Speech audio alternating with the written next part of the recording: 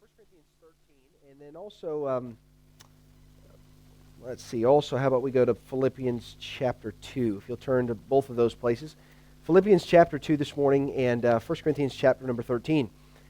For those of you that were not there last night, we had dinner at an Indian restaurant in town and then spent some time together just looking at some practical things about marriage.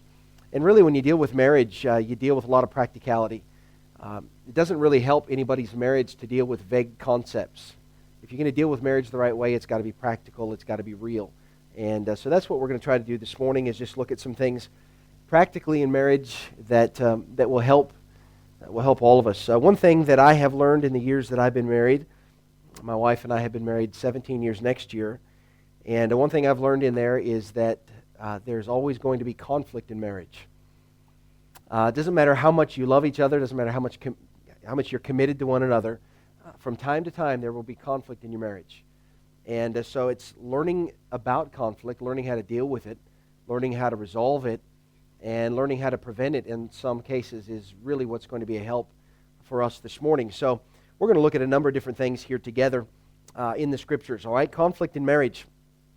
Now, just looking around the room, I know some of you from last night and how long you've been married, and a couple of you weren't there, and so I'm presuming there's just a bit of a difference in the duration of your marriage. But I think you've learned early on, after you've been married, that there's been some things you disagreed with your spouse. You've disagreed on certain things philosophically. You've disagreed on what color you want the carpet to be, or you've disagreed on where you want to stop and get petrol, where you want to have dinner when you go on your date. You've disagreed on things, and some of those small disagreements can turn into sources of conflict if you're not careful. And so we need to learn together as a husband and wife how to deal with those things correctly. It's been my experience in dealing with people in marriage that most of the time the problems that occur in marriage, big problems, occur because of a little thing that turns into a big thing. Most of the conflict in marriage does not revolve around some major issue that hit them sometime in their life. It deals with an underlying small issue that was never dealt with properly. And that small rub, that small grain of sand, if you will, rubbed into a really, really, really sore spot as time went on. And so it's learning about those things and learning how to deal with those things that are so critical. And so we'll look at that together. Now, before we really get into the Scriptures and look at some of these verses, just a couple of thoughts.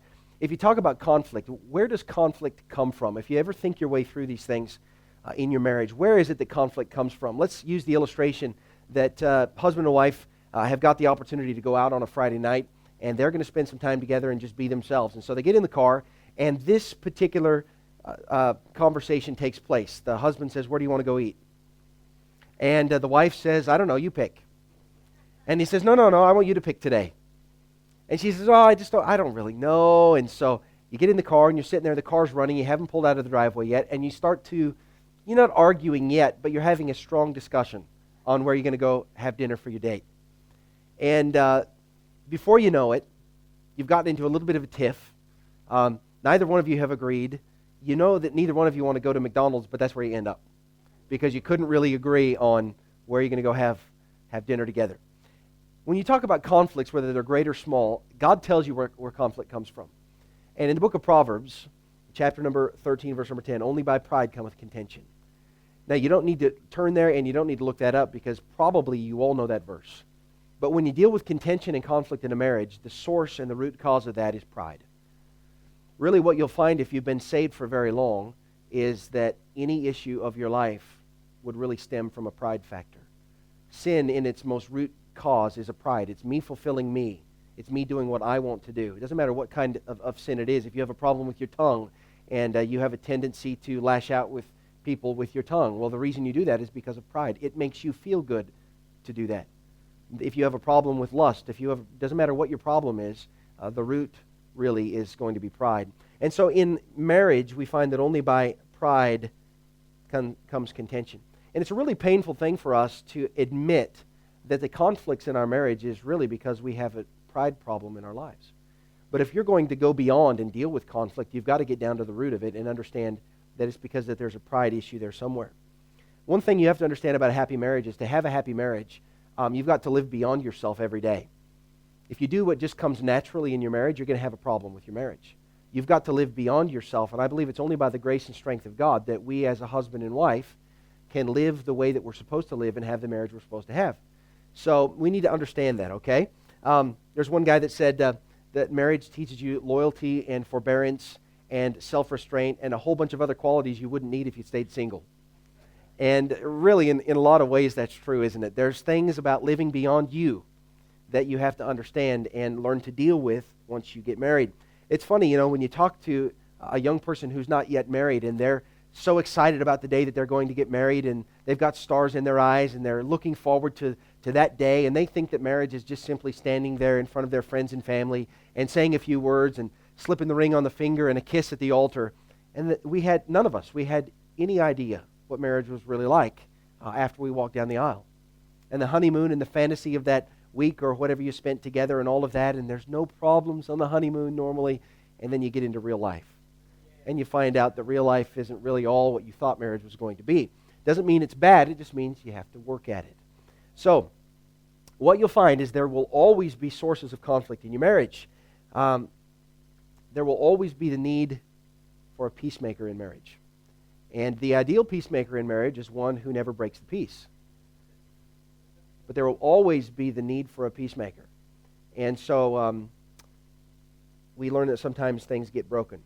Now, I want to just give you just very briefly a few thoughts and then get into what I want to talk about to the end of it here this morning. But there are a number of things that cause conflict in marriage. I just want to give you the top 3 that I've learned. And these are just simple things. These are not exclusive to every marriage, but these would generally be true in a marriage. There's really 3 things that cause conflict in marriage. The first one is selfishness. And selfishness is something that generally will kill a marriage. If you're in Philippians chapter 2, one simple verse here. Verse number 4. Look not every man on his own things, but every man also on the things of others. I'll admit to you, there have been many times that I have read that verse in the context of Christianity, in the context of a local church, but I have not really read that verse in the context of a marriage. But that verse applies as much to your marriage as it does to any other facet of your Christian life. Look not every man on his own things, but every man also on the things of others. If you're looking to your own self, to your own needs, to your own fulfillments and desires in marriage, and you're not looking to your spouse and their needs, then you are a selfish person. And we all struggle with selfishness, don't we? We struggle with it. There's nobody exempted from that. We all deal with that, and it's one of those characteristics of the natural man that we've got to mortify, that we've got to kill and put off to the side in favor of something spiritual. But selfishness will kill your marriage.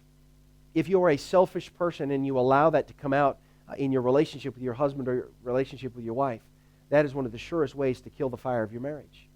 And often in dealing with people in their marriages, if somebody wants to talk to me about an issue or a problem, when you get right down to the root of it, that's the problem. Somebody in the marriage is selfish. So you've got to understand that selfishness will kill your marriage. You're in 1 Corinthians chapter 13, the great chapter on love or charity. And charity suffereth long in verse number 4, looking at it. It's kind. It says, it envieth not. Charity vaunteth not itself, is not puffed up, doth not behave itself unseemly. Notice, seeketh not her own. True love, really, if you want to use it that way, is not self-absorbed. It doesn't seek after itself.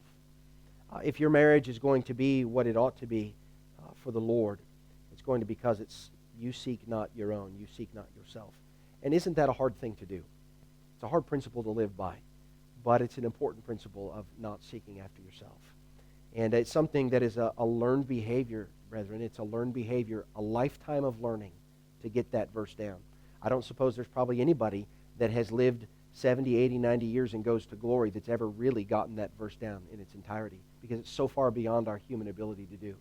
But the desire, the motive, the motivation that we ought to have in our marriage, in loving our spouse, is that we would not seek our own, seek them. So I believe that selfishness kills a marriage, all right? Moving on, just a couple other things. Children kill a marriage. How's that for a thought? Children are the best thing that could happen to a husband or wife. But disagreements about the children kill a marriage. Many times, sources of conflict in a marriage come from disagreements over how we're going to raise our children, how we're going to discipline our children. Those things that we talked a bit about last night for a happy marriage, those kinds of things cause major disagreements and problems in marriage. How we're going to school our children, One says, I want to homeschool. One says, I want to private school. One says, no, I'll send them into public school. How we're going to discipline, who they're going to date, and how we're going to do that whole relational thing when they get into their teenage years, who their friends are going to be. These things, maybe that you that have young children are not thinking that way right now, but you'll think that way down the road. And if there's a disagreement that you have over those kinds of things, that will hurt your marriage. It causes a conflict. The third one is a big one, and this was money. And money causes conflict in marriage. Now, we're going to get into some Bible things here in just a minute, but I just want to give you these thoughts. In a relationship, it's been my experience that there is usually one that's a saver and one that's a spender. I've never really known a husband and wife where both of them were tremendous savers. They were both, very diligent. I've usually known that one is reasonably good with money and one knows that they're not. Well, money causes conflict in a marriage. How are we going to spend? How are we going to save? One of them says, we need to do a budget. The other one says, how do you spell budget? One of them says, I want to give this much money to the church or to the Lord. One of them says, no, I don't think we can do that. One of them exercises faith with their giving. The other one says, no, we've got to look after ourselves. Generally, money causes conflict. You go back to your earlier illustration of going out on a date with your spouse. One of them's thinking McDonald's on the budget. The other one's thinking a nice steak restaurant. Money can cause conflict. And just thinking into your own marriage and into your own life, how many times that you've had a disagreement and an issue in your marriage, even if you've only been married a year or two. How many times have you had disagreements over money? Probably reasonably often with different things like that. So there's many other ways that conflict can come into a marriage, but those are three of the big ones. And I want you to just to evaluate as we're talking about the things in your own marriage and life that you find that cause conflict. So how do we deal with conflict then? How do you deal with these issues of your heart and in your relationship? Well, if you're like a lot of people, what you do when there's conflict is you clam up. There's really two kinds of people in a marriage. The quiet one and the loud one when it comes to conflict. Usually there's one partner, one of the people in the relationship, they are the quiet one when there's a conflict. If there's an issue, they clam up and don't say anything. But the other one is generally the opposite of that. They're the one who always wants to talk, and they want to dig, and they want to find out the root of the problem. And those two things are very much in disagreement with each other. So how is it that we're supposed to deal with conflict? Well, I believe that the Bible teaches us a principle of dealing with conflict. In Proverbs chapter 15, which is a tremendous book, and can I just say to you, don't ever underestimate the value of the book of Proverbs. God gave that book to us in Scripture because it teaches us in how to deal with human relationships. That whole book deals with humanity. It deals with the normal relationships that we have, whether it's family, whether it's business, doesn't matter what it is, relationships. That's the book. And if you're struggling in some relationship in your life, whether it's your marriage, whether it's a sibling issue, whether it's in a work or business environment, regardless of what it is, Proverbs is where you go. Proverbs chapter 15, you probably know this verse, but verse number 1, a soft answer turneth away wrath, but grievous words stir up anger. Well, that's a hard verse when you have conflict in your marriage. A soft answer turneth away wrath, but grievous words stir up anger. I believe that the first principle in dealing with conflict in your marriage is going to be humility. You need to be a humble person. You need to recognize that there are going to be times in conflict that you are the offending party. You're the wrong one. You've done wrong. You've said wrong. You've acted wrong. You've responded wrong in the relationship. And in order to deal with the conflict, you've got to be humble. What some couples have done is they've dealt with conflict this way. We have a conflict. We've both gotten angry about it. We've separated for a little while. She'll storm off to her place. He'll storm off to his place. He'll go get in the car and burn his tires and go off somewhere. And we're not going to talk for 6 or 7 or 8 hours or all day. And then when he comes home from work or when she gets home from work, we're just going to do what? Pretend it never happened. But that's not dealing with conflict. What that does is that sweeps up a pebble under the rug of your relationship, which eventually will wear through. And eventually it's going to cause a major problem. You don't ever sweep conflict under the rug and pretend it didn't happen. You've got to deal with the conflict. And to deal with conflict in your relationship, you've got to have humility. In other words, those 2 words that every man hates to say may have to be something that's something regularly coming out of his mouth. I'm sorry. The 3 words that every man or woman hates to say, I was wrong. And then the other 2, which are sometimes hard to say, is forgive me. But you've got to have a humble spirit when you deal with conflict. A soft answer turneth away wrath. How is it that you deal with conflict in your marriage, I wonder? When you have an issue, it's generally true of younger married couples as they're still learning to deal with each other, as they're still learning to deal with learning about one another. You can be married for a couple of years and still not know a whole lot about your husband or your wife, and you're still learning as you go. And what you find is that if you're not careful, the temptation of your flesh to get angry, to get frustrated, to storm off in a bit of a rage like I did when I was a newly married man, some of those things, ridiculous as they sound, are true of Christian couples. How do you deal with conflict? I'll just say this. If your spouse is frustrated, if you found that there's a conflict in your marriage, the best thing for you to do is just leave it until they're ready to talk. But if you're the kind of person that demands to know, tell me, what's the matter with you? What's the matter with you? Oh, what are you going to say? Come on, say it. What are you going to say? No, you can tell me. You know you want to say it. And then they say it. And we push them. Are you one of those? Don't raise your hand. You one of those? The quiet one clams up and says, I'm not going to say anything because I know I'm going to regret what I say. And then the pushy one, tell me, come on. They get angry. They get in there. So a soft answer turns away wrath. Grievous words in a marriage stir up anger. And that's dead set the last thing you want in your marriage. Grievous words and anger and frustration, it is hell on earth in a marriage when that's what you have under the surface all the time. It's a miserable, miserable thing. And so we've got to learn that. And pushing them to talk just makes them angrier. The best thing you can do is just leave it alone, let them cool down, and then talk about it later. You still need to talk about it, but deal with it in humility. Deal with it in humility. You come to that person that you have offended, or maybe you think in a relationship, I didn't do anything wrong, and she's still angry at me. Well, if that's the case, you still come to them humbly. And you say, if I've done anything, then please help me to understand what I've done so I won't do it again. I just want you to know I'm sorry. Sometimes you may feel like you're the wronged one and you still have to apologize. Can I just say this? Welcome to marriage. It happens on both sides of the fence. Sometimes you feel like you didn't do anything wrong and there was still a problem. Well, you still have to say, I'm sorry. I'm sorry. Let's just move forward from here, all right? After you cool down, you communicate. And another way to deal with conflict is not just humility, but again, these are just some thoughts, and we'll get into Scripture in a minute. You need to get some godly counsel in a marriage. I'm trying to be a bit transparent about my own self and about things that I sense in marriages. People are frustrated sometimes in their marriage. Christian couples. They get frustrated in their marriage, and they're dealing with a conflict that sometimes they can't quite put their finger on what the problem is. I know that there's an issue. I know that we're not gelling together as a husband and wife correctly. I can sense that there's some underlying tension in my marriage. We're both pretending that it doesn't exist, but it's there. But we don't know what to do about it. Where do we go? We're reading our Bibles, not really finding the practical answers that we need from there. It's not that it's not there. We just don't know how to find what the answer is. What do we do? Where do we go?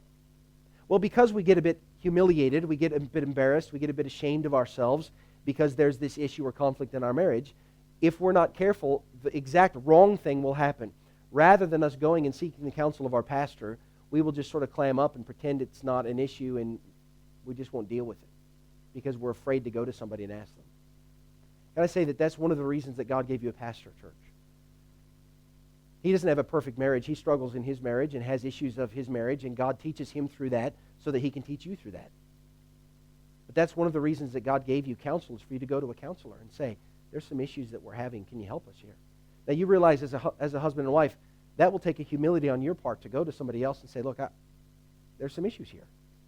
You may have been married longer than your pastor, and you'll have some issues. You need to humble yourself and go and say, could you help us through this? Give us some thoughts. But seeking godly counsel is such an important thing if you're having issues in your marriage. Your pastor and I were up in Brisbane recently, and just heard a pastor that dealt with that own issue in his own life after 30 years of marriage and some major struggles in his own life and his own marriage. And he was a man who said, where do I go? Who do I turn to? I'm embarrassed or ashamed to go to some of the brethren and explain that I have a problem in my marriage. But none of us is beyond that. The potential for us to have conflict and problem is always there. And I want to encourage you to seek some godly counsel. Again, many verses in Proverbs about counsel and dealing with counsel, and there's safety in having that kind of counsel in your life. So I want to encourage you, if you're struggling today and nobody knows it in your marriage, then please see your pastor about that. I think he can help you and give you some help. Now, I just want to skip down to a couple things here. Go to John chapter 8, if you will, and we'll just take the next 15 or 20 minutes. I just want to give you some really, really practical things. Here's some choices in your life that I believe will limit conflict that you're having. These are very practical things in a marriage relationship. John chapter 8, here's some choices that you need to make as a husband and wife that will help prevent conflict in your marriage. Now again, let me say, you may be here today and you're in the middle of conflict. You may be here today and you're having issues and struggles of your heart. These will help you. But again, you may be here today and you in your marriage, you don't have a conflict at this moment. This will still help you. All right? So here's some choices that you need to make, husband and wife need to make in a marriage. Look at John chapter 8 and go down to verse number 7. The story deals with the woman that's caught in adultery, bringing her before Jesus. We're not going to read all of that story, but go down with me to verse number 7. Here's what happened. So when they continued asking him, this is the Lord Jesus, he lifted up himself and said unto them, He that is without sin among you, let him first cast a stone at her. Now here's the principle I want to give you in your marriage. This is a choice that will limit your conflict. You need to choose to overlook the faults in your mate. He that is without sin among you, go ahead and throw the first rock. Can you look at yourself and then look at the failures that you perceive in your husband or the failure that you perceive in your wife? Can you honestly look at yourself and say, well, I don't have any issues? She's the one at fault. He's the one that's always causing the problem in this relationship. Can you honestly say that? Now, the answer is no. And you need to make some choices in your marriage. I choose to overlook the faults in my spouse. You need to figure out there's no perfect bride and there's no perfect groom. And if you just pick away at the faults and failures of your spouse, it's a cancer in a marriage. It's an absolute cancer in a marriage. There's every day you will perceive a fault in your husband or your wife. Every day. If you're really looking, you'll find the cracks. But one of the great things about marriage is she was designed to fill your cracks. And you were designed to cover up hers. That is the whole point behind her being a help that's suited for you, Jack. She's designed to help you fill the gaps in your life. But that doesn't mean she's not going to have gaps in her life. And if you'll learn the principle of just choosing to overlook her faults, you'll be well on your way to having a happy marriage. But if all you do is look at the perceptions of her own failures and fail to see yourself, then you're going to have a real problem. There's nothing that will undermine your marriage more than looking at the faults and failures in your spouse. I want to encourage you in this. Learn to build bridges instead of walls in your relationship. You know, there's things that you're just not going to see eye to eye on. Just get used to that. There's things that she likes that you don't like. Things that you like that she doesn't like. And rather than being separate and distinct from one another, learn to build some bridges into each other's lives so that you have some unity there instead of building walls. I'll give you an example in our own marriage. This is a simple thing, but simple things can often be important things, can't they? My wife is a country girl. We were both raised in the country, but she defines country. She is country. She likes horses, and she likes being out. And I could live pretty much anywhere, but she can't. She enjoys living out in the country and just her and the trees and the birds and the horses, and just leave me alone. That's who she is.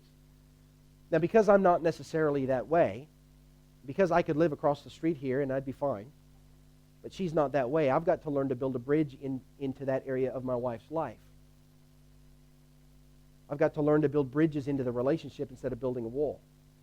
And you've got to perceive in your marriage those areas that you're not quite the same, things that she likes, things that you don't like, and learn to build some bridges into those things rather than building up walls. Well, we're just different here. She likes shopping, I hate shopping, so yeah, you go shopping. Well, maybe she wants you to go shopping with her, and you don't like it. Well, build a bridge into that area of your wife's life, and just go with her because she likes you to be there. Again, it's not all about you, selfishness, right? It's not all about you. And so I'm saying is that we're talking about actually faults, and I got a bit off track there, but you will perceive there to be faults in your husband or in your wife. And you need to choose to overlook the faults. I choose to overlook those things. I know that she's going to fail me. I know that I'm going to disappoint her. And I choose to overlook those things, and she chooses to overlook those things in my life. You'll be better off and happier for it. But that will prevent a lot of conflict in your life if you just choose to overlook those things. What happens when your husband or your wife does something that fails you? What happens when they do something in your marriage to disappoint you? How do you respond to that? Well, you should just say, I overlooked that. He that is without sin among you. Oh, okay. I'll just look at my failures. And you know she was gracious and she didn't say anything to me about that in my life. I'm just going to let it pass. Just let it pass. It is your glory to pass over a transgression. It's your glory. It's a good thing to pass over it. Romans chapter 12. Turn there if you will. We'll just look at a few verses. Romans chapter 12. Verse number 10. Here's the next one. Verse number 10. Be kindly affectioned one to another with brotherly love, in honor preferring one another. The next choice you make is not only that you choose to overlook faults, but I choose to submit to a contrary opinion. In honor preferring one another. You need to make the choice in your marriage as a husband or a wife that I will submit to a contrary opinion. Here's what I mean by that. Learn what matters and what doesn't matter in your marriage. You know, there's some things that we deal with from day to day in marriage that they really don't matter. It really doesn't matter. We come home and she wants to rearrange the furniture. Well, that's just going to happen regularly in your marriage. It's just women just get the itch to rearrange.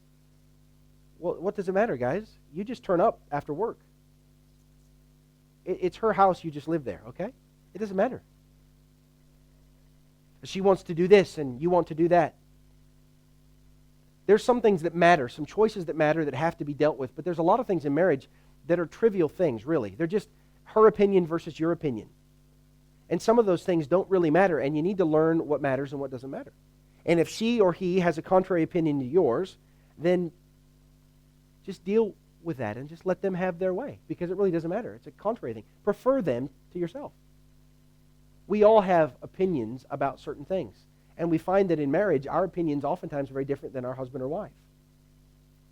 But when it could go either way, let your spouse have the final say. Let me ask you a question. Is getting your way worth the cost to your relationship? Yeah, I got my way. Yeah, I got my way. Yeah. And then what did it cost in your marriage? I use this as an illustration to the young married couples in our church, but again, it's a silly thing, but it's an illustration of this. You know, if we're going to go out to dinner or we're going to go on a date, 9 out of 10 times, she will pick where we go. I don't care. I'm a man. I eat. You know what I mean? Now, I'm not quite as picky as some, but there's some things I don't really like, but I'll ask her, where do you want to go? Now, sometimes she'll say, no, you pick today. And we've learned how that whole thing works, and so if I sense that she really wants me to pick, then I'll pick it. But generally, you know what? I don't care. I've got my opinion about what sounds good today. It might be steak, it might be seafood. But she wants to do something, and I would just rather say, it doesn't matter. What do you want to do? Let's just go where you want to go. Oh, you don't want to go here today? You want to go in there? Okay, fine. Doesn't matter. You want to paint it green instead of yellow? Okay. I don't care. You want to be there 15 minutes before or 10 minutes before. You understand? But a lot of these things are sources of conflict in a marriage. And instead of preferring one another over little decisions, things that don't really matter, we get in an argument about silly, silly things. Have you ever had to go back and apologize to your husband or wife about something that was just ridiculous? Just ridiculous that you fought about it. And you feel like a low-down dirty dog when you go back and apologize because you think, how silly was I? And it just makes it that much harder to apologize and say, what a silly thing to get in an argument about. I'm sorry. But if you will, in honor, prefer one another and learn what really matters that needs to be dealt with and what really doesn't matter, it'll go a long ways toward giving you the right kind of a marriage. It just prevents conflict when you learn those kinds of things. All right? So the question is getting your way worth the cost to your relationship? Now listen, there are some things that really have to be dealt with. There are choices that really do matter. There's some things that you really have to sit down and hash through. But there's a lot of things you don't. And just learn to prefer the other. Just prefer them to yourself. Matthew chapter 5, verse 27. Let me read the verse. Ye have heard that it was said by them of old time, Thou shalt not commit adultery. But I say unto you that whosoever looketh on a woman to lust after her hath committed adultery with her already in his heart. Now we're talking about choices that limit conflict in your marriage. Here's another choice. And listen very carefully. I choose to honor my vow. My vow when I got married was the same as your vow when you got married. In some way or another, here's what you said to your husband or wife. You said something like this, Forsaking all others, I will cleave only to you. And you made a vow, that is a promise to her or to him, and you made a promise to God in front of everybody out there. And you know what? If there was nobody in the room and you made the promise to him or her, that's all. You made a promise. And you made a vow that you would preserve yourself for that person. And if you're going to prevent conflict in your marriage, you must say, I choose to honor that vow. You know, that area of sexual intimacy in a marriage, it's an area of trust. It's an area of trust.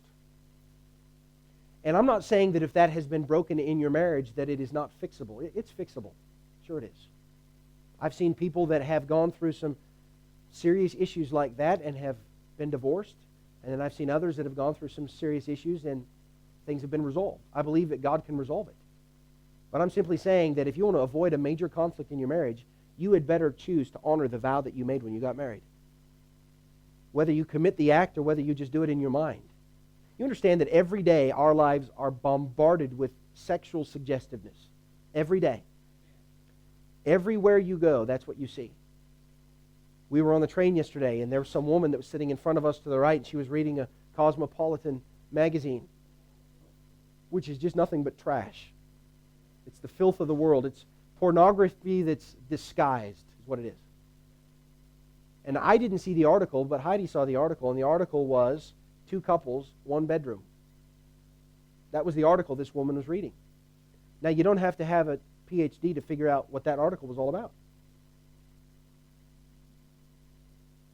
Everywhere we go, every day, we are bombarded by that. And it's tearing the fabric of your relationship apart if you let it. But more importantly than that, it's undermining the moral fabric of your life if you're allowing that stuff in.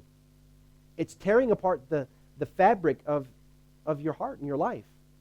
It's tearing apart what God has laid there, the foundation of the Word of God, about purity, about holiness. Now, those are God's virtues.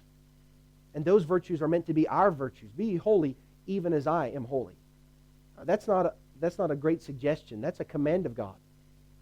And in our marriages, we have got to choose to honor the vow that we made to our husband or that we made to our wife. We understand that today marriage vows, they're not even worth the paper they're printed on. In our society, they're not even worth anything. I vow, I vow, I vow, and then they go right out and commit adultery. But not for a Christian couple, it ought not to be that way.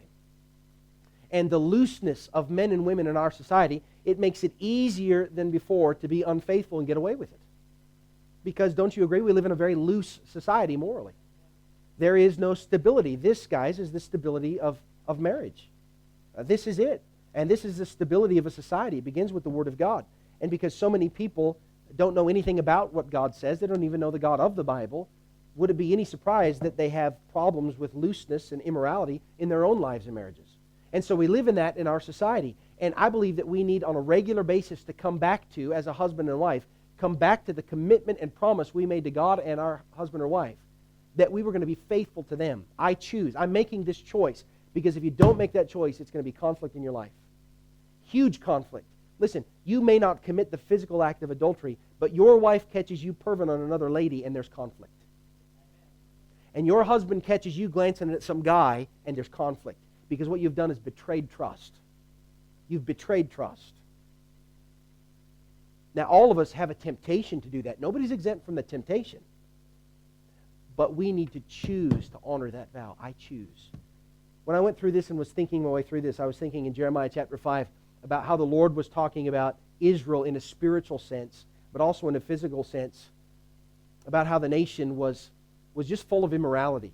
Spiritually, it was spiritual idolatry, right, and spiritual adultery. But on a physical sense, he said that's the way it was with the whole nation. And he said in chapter 5 and verse number 8, They were as fed horses in the morning. Everyone neighed after his neighbor's wife. I mean, that's how God saw Israel. That's what they were doing back in Israel's day. And brethren, there's nothing different in our society today. Nothing has changed. The heart of humanity is still the same, isn't it? So what we have to do as God's children in a committed relationship to our husband and wife is say, I choose to honor the vow I made. And if you've only been married a year or you've been married 30 years, it's time for you to go back to your husband and back to your wife and just reassure them, I choose to honor the vow I made to you. I just want you to be assured I've honored that vow, and I will continue to do that. I will be faithful to you alone. Here's the last one. Proverbs 10, if you'll turn there, we'll be done. Actually, I said it was the last one, second to last one. Proverbs 10. There's been more than one preacher that's lied, right? My last point is, right? The last verse. All right, Proverbs 10, here it is.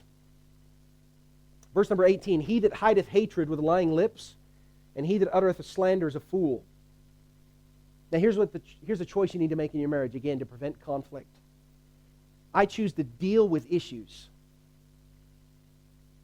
I choose to deal with issues in my marriage.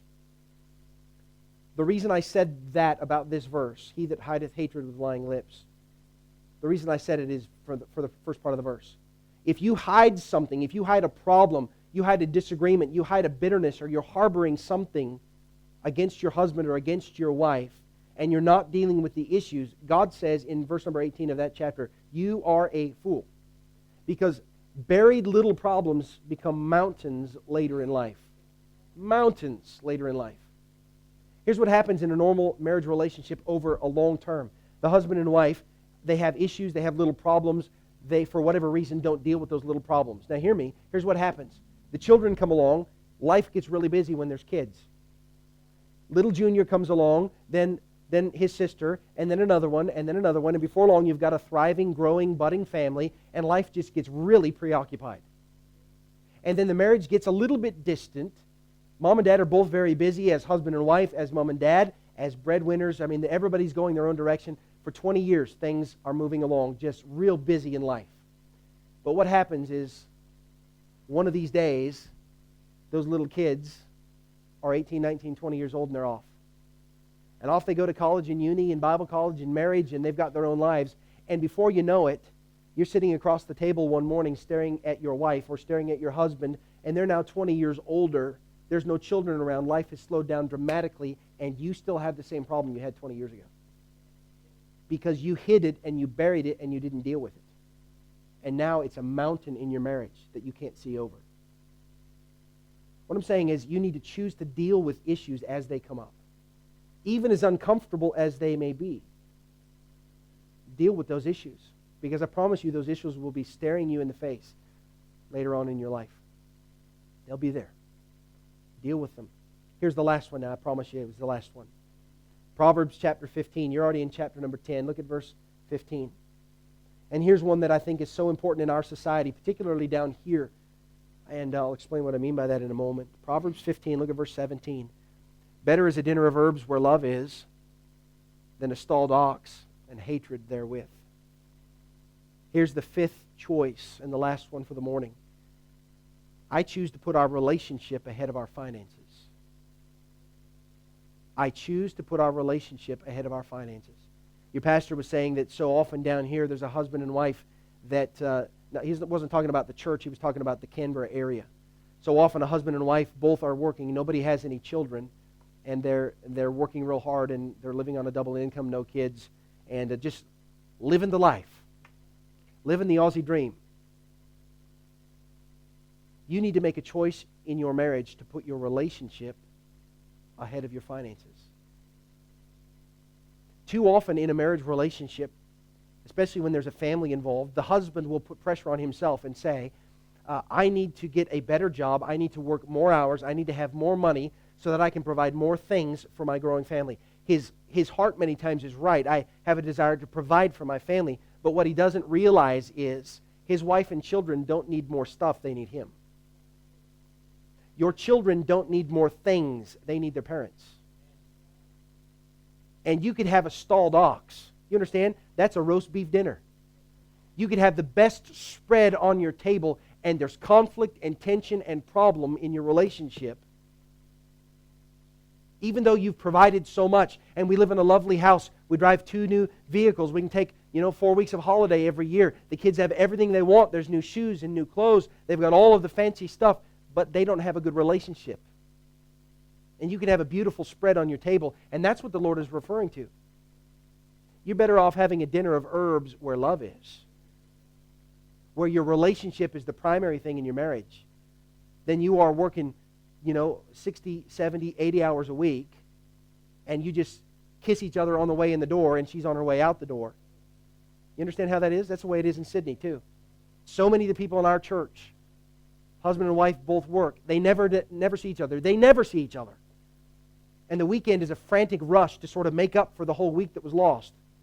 But the relationship suffers because on a Saturday, she's trying to do laundry, and he's out trying to mow the grass and get everything done that they couldn't do during the week. And there's no time together because they're providing through the week.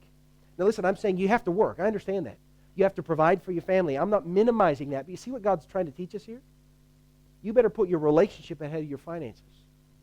And if you just don't have the best of everything, and you're not able to afford that new car, and you can't just quite afford the house that's got that mortgage repayment, who cares about all of that? What matters most is that relationship. And you're better off having a dinner of herbs, just nothing but vegetables. Now, that's painful for me. But if there's love in the relationship, you see what I'm saying? And what I'm saying to a husband and wife is make a choice that you're going to put your relationship ahead of your finances, because it will cause major conflict in your marriage if you don't do that. Now, those are just 5 simple choices that I wanted to lay out for you. There's many, many others, obviously, that you could go through. But I just want to say this. You're going to have conflict.